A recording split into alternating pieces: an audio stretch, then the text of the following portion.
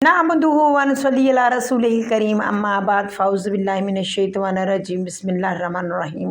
अस्सलामु अलैकुम नाज़रीन, नमाज में दरूद शरीफ के बाद रब्बे जानी पढ़ना बेशतर लोग यही दुआ पढ़ते हैं। कैसा है, क्या ये हम दुआ हमेशा पढ़ सकते हैं या इसके अलावा भी कोई दुआएं पढ़नी चाहिए? हदीस हमें क्या बताती है? आइए सबसे पहले इंजीनियर साहब से ये सुनते हैं, इसके बाद इस पर मज़ीद बात करेंगे।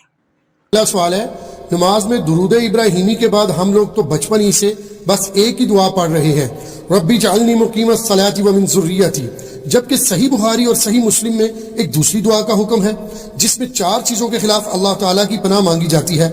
हमारी पुरानी नमाजों का क्या बनेगा? प्लीज कोई हल जरूर बता दें, शुक्रिया। पहली बात है कि पुरानी नमाजों में तो अपने बापों को रोए ना जिन्होंने आपको अधूरा दीन दिया है। देखें, ये बड़ा क्रिटिकल मसला है। बुखारी और मुस्लिम दोनों में हदीस है। नबी अलैहिस्सलाम, अम्मा आयशा कहती हैं सलामुल्लाहि अलैहा, और बाकी कई असहाब से हदीस है कि नबी अलैहिस्सलाम हमें नमाज के तशहुद में 4 चीजों के अगेंस्ट अल्लाह की पनाह मांगने का हुक्म देते थे। हुक्म के अल्फाज तो बड़े सख्त है, और हत्ता कि सही मुस्लिम में एक तरीक के अंदर आता है कि ताउस ताबी, जो अब्दुल्लाह इब्न अब्बास के शागिर्द थे, बुखारी मुस्लिम के हदीसों के रावी हैं, वो ये कहते थे कि जो शख्स इन 4 चीजों के अगेंस्ट तशहुद में अल्लाह की पनाह नहीं मांगता तो मेरे नजदीक उसे नमाज ही दोबारा पढ़नी चाहिए। इतनी सख्ती।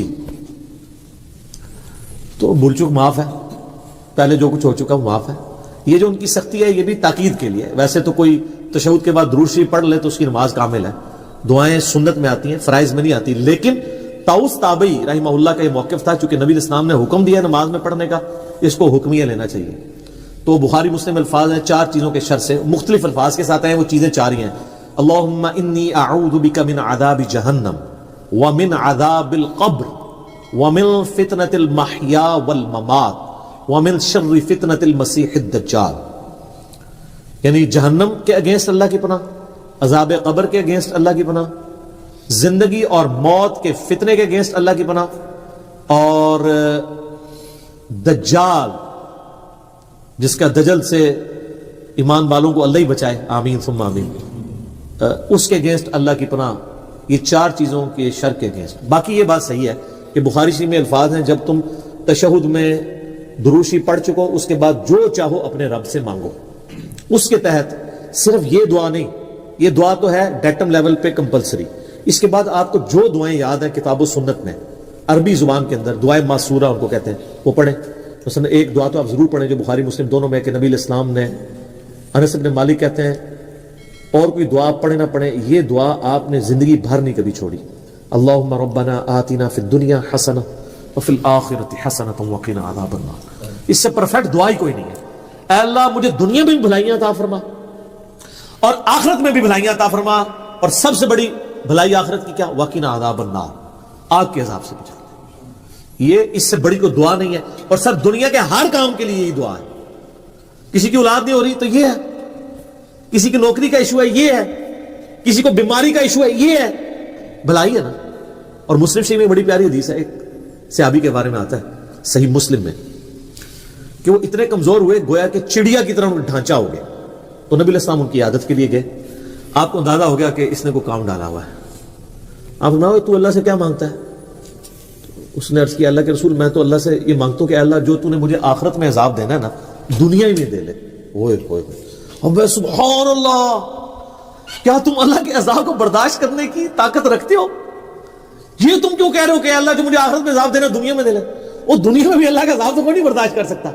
और तुम्हें तो चाहिए था तुम दुआ करते, अल्लाहुम्मा रब्बना आतिना फिद दुनिया हसना व फिल आखिरति हसना व क़िना अज़ाबन नार।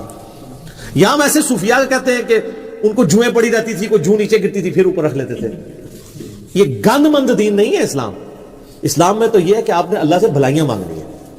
तो नबी इस्लाम का भलाई मांगते हैं। साहबा कहते हैं उसने वो दुआ पढ़ी, वो इस तरह सही हो गया जैसे एक चूजा जब पैदा होता है उसके बाद में पर निकल आते हैं, जिंदा हो जाता है वो, इस तरह वो अपनी बीमारी से बाहर निकल आया। ये दुआ आपने तशहुद में पढ़े। अच्छा, एक और दुआ है जो सैयदना अबू बकर ने हुजूर से मांग के ली हुई है। देख लें साहबा इकराम तो मांगते भी थे, तो क्या मांगते थे? सही बुखारी में हज़रत अबू बकर ने कहा, या रसूल अल्लाह, यानी आप अलैहिस्सलाम ने तरगीब दिलाई तशहुद में दुआओं की, तो मुझे कोई एक खास दुआ ऐसी दे दें जो मैं पढ़ूं। تو آپ صلی اللہ علیہ وآلہ وسلم نے ان کے لیے دعا ان کو تعریف فرمائی، اللہم انی ظلمت نفسی ظلما کثیرا ولا یغفر الذنوب الا انت فاغفر لی مغفرۃ من عندک وارحمنی انک انت الغفور الرحیم. یہ وہ دعا پڑھتے تھے. اس کے علاوہ بھی کئی دعائیں ہیں. رب اجعلنی ضرور پڑھیں، میں تو بلکہ کہتا ہوں رب اجعلنی مقیم الصلاۃ ومن ذریتی ربنا وتقبل دعا. اس میں ماں باپ کے لیے، اولاد کے لیے دعا ہے. ایک اسپیسیفکلی اپنے ماں باپ کے لیے دعا کریں جو قرآن میں اللہ نے حکمن کہی ہے، رب ارحمہما کما ربیانی صغیرا. اے رب ان دونوں پہ رحم فرما جس طرح بچپن میں انہوں نے مجھ پہ رحم کیا تھا. یہ دعا پڑھیں. اور سر ایک اور دعا بھی یاد ضرور کریں، میں نے بڑی دفعہ اس کی ترغیب دلائی ہے، خدا کے لیے اب اس کو سیریس لیں. مشکات شریف میں 748 نمبر حدیث ہے، یہ مجھے زبانی یاد ہو گیا ہے نمبر بتا کے، ترمذی کے حوالے سے. جامعہ ترمذی میں سورہ صاد کی تفسیر میں یہ آیت ہے، یہ والی حدیث ہے. مشکات میں کتاب المساجد چیپٹر میں پہلی جلد میں 748 نمبر حدیث ہے. نبی علیہ السلام نے جب اللہ کی خواب میں زیارت کی تھی تو انہوں نے اللہ تعالیٰ سے وہ دعا مانگی تھی. جب نبی علیہ السلام کو اللہ نے کہا مانگ، کیا مانگتا ہے، تو آپ نے کہا اللہم انی اسألک فعل الخیرات وترک المنکرات وحب المساکین وان تغفر لی وترحمنی واذا اردت فتنة فی قوم فتوفنی غیر مفتون اسألک حبک وحب من یحبک وحب عملی یقربنی الی حبک. کیا پرفیکٹ دعا ہے. یہ تشہد میں ضرور پڑھا کریں، بلکہ سجدے میں پڑھا کریں. صحیح مسلم میں حدیث ہے کہ انسان سجدے میں سب سے زیادہ اپنے رب کے قریب ہوتا ہے، لہذا خوب دعائیں مانگا کرو. اور اما عائشہ کے الفاظ ہیں بخاری اور مسلم میں کہ نبی علیہ السلام سجدے اور رکوع دونوں میں ایک دعا مانگا کرتے تھے، سبحانک اللہم وبحمدک، سبحانک اللہم ربنا وبحمدک اللہم اغفر لی. کہ بخاری مسلم میں رکوع اور سجدے کی تسبیحات کے ساتھ یہ بھی مانگتے تھے. ایک تو مسلم شریف میں حدیث ہے نا کہ آپ نے رکوع میں سبحان ربی العظیم پڑھنا ہے اور سجدے میں سبحان ربی الاعلی 3 دفعہ. اس کے بعد بخاری مسلم میں یہ تسبیح بھی ہے. ایک اور تسبیح صحیح مسلم میں سبوح قدوس رب الملائکۃ والروح. اور سجدے میں دعائیں نہیں مانگے. اور ایک دعا تو میں نے آپ کو کئی بار بتائی ہے، ہماری کامیابی کا جو راز ہے، اصحاب کہف کی دعا، ربنا آتنا من لدنک رحمۃ وہیئ لنا من امرنا رشدا. اے رب ہمیں اپنے پاس سے رحمت عطا فرما اور ہمارے اس کام میں کامیابی کی کو راہ نکال دے. اصحاب کہف کے لیے پھر کیا راہ نکلی ہے سر؟ وہ معجزہ ان کے ساتھ ہوا ہے جو کسی پیغمبر کے ساتھ بھی نہیں ہوا. حضرت عزیر کے ساتھ بھی 100 سال کا معجزہ ہوا تھا، ان کے ساتھ 300 سال تھا، اور 309 سال قمری اعتبار سے اور شمسی اعتبار سے 300 سال تھا. یہ دعائیں سر اللہ سے مانگیں. اللہ تعالیٰ نہ مانگنے والے سے ناراض ہوتا ہے اور مانگنے والے سے خوش ہوتا ہے. یہ کائنات کا ایسا بادشاہ ہے، بلکہ یہی بادشاہ ہے کہ جو نہ مانگنے والے سے ناراض ہوتا ہے. باقی تو دنیا میں کوئی بادشاہ ایسا نہیں ہے کہ آپ اس سے مانگیں اور بار بار مانگیں اور وہ تنگ نہ پڑے. اللہ کہتا ہے نہیں مانگو گے میں ناراض ہو جاؤں گا. ادعونی استجب لکم، سورۃ المؤمن آیت نمبر 60. اے میرے بندو مجھ سے مانگو میں عطا کروں گا. ان الذین یستکبرون عن عبادتی، جو تکبر کرے گا نا مجھ سے نہیں مانگے گا، میں اسے ذلیل و خوار کر کے دوزخ میں ڈال دوں گا. وَإِذَا سَأَلَكَ عِبَادِي أَنِّي،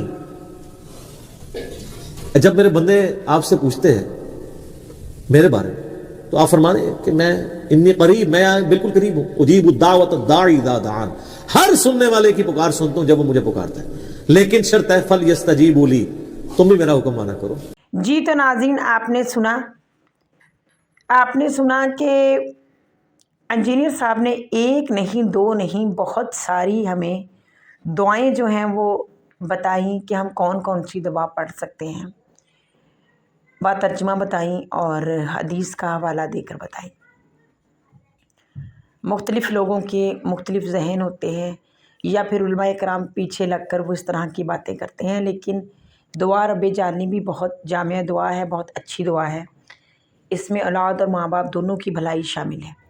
اس کے علاوہ انجینئر صاحب نے ربنا آتینا، یہ بہت جامع دعا ہے جس میں ہم دنیا کی بھلائی بھی مانگتے ہیں اللہ سے اور آخرت کی بھلائی بھی مانگتے ہیں. اور اس کے علاوہ ہم اس میں آگ کا جو عذاب ہے، سب سے خوفناک عذاب جہنم میں آگ کا عذاب ہی ہوگا، اس آگ سے بھی ہم پناہ مانگتے ہیں اس دعا میں.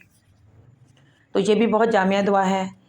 ہمیں بس یہی چاہیے کہ ہم جو بھی دعا مانگیں وہ جامع دعا ہے، یعنی کہ وہ دعا جس میں دنیا اور آخرت دونوں کی بھلائی شامل ہو اور ہم سب کی اس میں بہتری ہو، بھلائی ہو۔